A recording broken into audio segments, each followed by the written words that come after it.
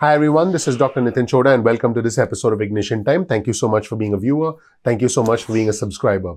President Trump is challenging the results of the 2020 election. In fact, his challenge involves 6 battleground states, 5 of which he actually won in 2016. So I want to be clear that Joe Biden does have a lead in all of those states. In fact, hand counting of the 5+ million votes has already begun in the state of Georgia. Now, 3 of the 6 states that are being contested by the president, I want my viewers and subscribers to know that President-elect Biden has a lead of more than 35,000 votes. Now, in order to reverse the results of the election and get the 270 electoral college votes needed to win the White House, I want my viewers and subscribers to understand that President Trump would have to move at least 3 of the 6 contested states over to his column if he has to cross 270 electoral college votes. Now, according to Bloomberg, President Trump is trying to achieve this through some combination of lawsuits and recounts that he hopes can flip the results. According to Bloomberg, experts say that it would be a long shot in any one of the states and a virtual impossibility in several states. So I just want to give our viewers and subscribers a sense of where these efforts stand in different states and also what impact this is likely to have on stimulus. Let's start with the state of Pennsylvania. 20 electoral college votes. Biden has been projected the winner. His lead as of right now, at the time I'm recording this video, is 47,603 votes. Now keep in mind the state of Pennsylvania has 20 electoral college votes. In the state of Georgia, which is something the whole country is watching, which is something the whole world is watching, with the 2 Georgia Senate runoff races scheduled on the 5th of January. Georgia has 16 electoral college votes. And at the time I'm recording this video, President-elect Biden's lead is 14,112 votes in the state of Georgia. Next, the results are being contested in the state of Michigan. 16 electoral college votes. Biden has been projected the winner and Biden's lead is 148,645 votes. That is far beyond the 2,000 vote margin for an automatic recount in the state of Michigan. So that's what's happening in Michigan. In the state of Arizona, 11 electoral college votes. Now keep in mind, Biden has been projected the winner in Arizona by the Associated Press and also by Fox News, but not other television networks until recently. In fact, Fox was the first to report Arizona for Biden, and President-elect Biden's lead in the state of Arizona is 12,813 votes at the time I'm recording this video. In Nevada, which has 6 electoral college votes, the lead for President-elect Biden is 36,726 votes in the state of Nevada. And finally, in the state of Wisconsin, which has 10 electoral college votes, Biden has been projected the winner there as well. The lead in the state of Wisconsin with 10 electoral college votes is 20,539 votes in the state of Wisconsin. So what does all of this have to do with stimulus? Because the results of the election are being contested in 6 states, okay? What's happening is the transition to the Biden team is not taking place as it should. And I've covered the potential security implications of this in another video. But this has the potential to hold up stimulus as well. And now I'll show you a tweet on your screen from Ana Cabrera from CNN. This will give you a sense of how divisive our climate is, how unusual the environment is right now. Ana Cabrera reported that as of Wednesday morning, as of today morning, only 4 Republican senators, Mitt Romney, Lisa Murkowski, Susan Collins, and Ben Sasse have congratulated President-elect Joe Biden on his projected victory. Nobody else has stepped up to congratulate President-elect Joe Biden. In fact, the number of foreign leaders, overseas leaders who've contacted President-elect Biden to congratulate him has exceeded the number of Republican senators in our country. It's an unbelievable climate that we live in. Speaking of unbelievable, I also think that this episode should be called the DC Comedy Hour. Ivanka Trump, episode 998.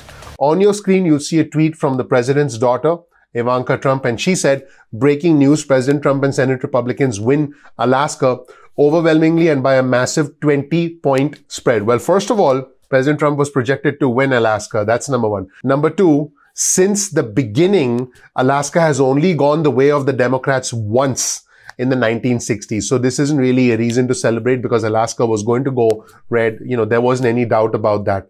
And again, let's show you Ivanka Trump's tweet on your screen. Put Alaska in the books for President Trump. Congratulations, Senator Dan Sullivan. Thank you, Alaska. Now, she is quoting the Associated Press that had called the election, the Alaska Senate race for the Republicans. And then, as you can expect, you'll see a response from Jake Sherman of Politico. He said, I thought the media doesn't call elections, because that has been the contention of President Trump and of a lot of supporters of the president who say, well, we shouldn't depend on the media. You're entitled to your views. But I think it's very clear that there's some degree of hypocrisy, if you will. You quote the media when you see results that you like, but then you conveniently neglect the media and question the media and call it fake news when you hear something you don't like. I've talked about this before. I do believe there's a phenomenon called confirmation bias. We believe what we want to believe, and if anything challenges our worldview, we simply refuse to accept it, and that's a human tendency. There's nothing bad about that. It's just the way we are wired as human beings. You'll also see a response from Will Staken, who's a reporter, and he wrote that the Associated Press also called the entire election for President-elect Joe Biden. So I thought that was extremely funny that Will would point that out. So let's get back to stimulus. Let's go back 12 years to December 2008, a bygone era, a blast from the past, if you will, where the Republican president, George W. Bush, approved a $17.4 billion rescue package of General Motors and Chrysler because he did not want the auto industry to collapse before President Barack Obama was sworn in. He said, and I quote, I feel an obligation to my successor. That's what Bush said at the time. He said, I believe that good policy is not to dump him a major catastrophe in his first day of office. Well, guess what? When President-elect Joe Biden is inaugurated on January 20th, and barring any unforeseen events that is projected to happen, whatever's going to happen in the court of law will happen, and I'll report it. But you did hear me say at the start of this video that there are 6 states where this is being contested. President Trump will need to overturn results in 3 of those 6 states. Mathematically and realistically, it's very unlikely that that'll happen. So let's just be grounded in some reality here. Even if it is not your version of reality, I'm just looking at math and I'm just looking at numbers here. Don't blame the messenger. Don't blame the messenger. Look at the numbers. So what President-elect Joe Biden is going to inherit is going to be a medical calamity because of the resurgence in COVID, and also what could potentially be an economic calamity because the economy is starting to struggle and is starting to show signs of weakness right now. Steve Ratner, the Wall Street banker who led the Obama administration's auto rescue, he actually praised the move from President George Bush in his 2010 book Overhaul. He said the loans bought time not just until January 20th, inauguration day, but at least until March 31st, giving us a little breathing room. So this shows you what cooperation can do. Unfortunately, right now, there is no cooperation. There's a very, very, very acrimonious transition. In fact, it's not a real transition, although I do believe that the votes will get certified by the Electoral College in those states. I do believe that based on what we are seeing right now, that we'll see the GSA starting to cooperate with President-elect Biden. I do believe that that's going to happen unless something changes. And I want to, before I proceed further, for my viewers and subscribers, it would be very easy for me to not refer to Biden as President-elect Biden if I wanted to, just appease my audience who are die-hard supporters of President Trump, and that's fine. I appreciate that. I appreciate your emotion. In fact, we did a survey, we did a poll in our community section. So go to our community section. I simply asked a question, do you think President Trump won the election? We've had a lot of votes and you can see the results for yourself. And there are a lot of individuals who are actually questioning the integrity of the election. That is where things stand right now. That is the reality of the situation. Unfortunately, another reality of the situation is that Stephen Moore, an economic advisor to President Trump, he said there was a very small chance of the president backing a major stimulus package, even though the president had wanted a $2 trillion package prior to the election. This is a direct quote from Stephen Moore. It's a brand new world. The election changes a lot. That's what Stephen Moore told CNN Business. I want to back up a little bit and tell you that it's easy for me to, just refer to Biden as Biden and not President-elect Biden. I am very respectful of the office of the presidency. I've always referred to the President Trump, as President Trump. You've never heard me say Trump did this, Trump did that. I am going to afford the same level of respect to Joe Biden and call him President-elect Biden. And, that's it. That is how I'm going to conduct my views on this channel. You're free. You feel free to pretty much say what you want. I respect that. But I will speak respectfully about President Trump and I will speak respectfully about President-elect Biden. That is my position. So again, Moore said it's a brand new world. The election changes a lot. Now, keep in mind, Moore has not spoken to the president since the election. He did point to a strong October jobs report as evidence that the United States does not need another major stimulus package. He said, and I'm quoting Stephen Moore here, I would say, Mr. President, you don't want your last act as president to be signing a $2 trillion debt deal. That's going to be a stain on your record. And he said, we're not giving up on the election result yet.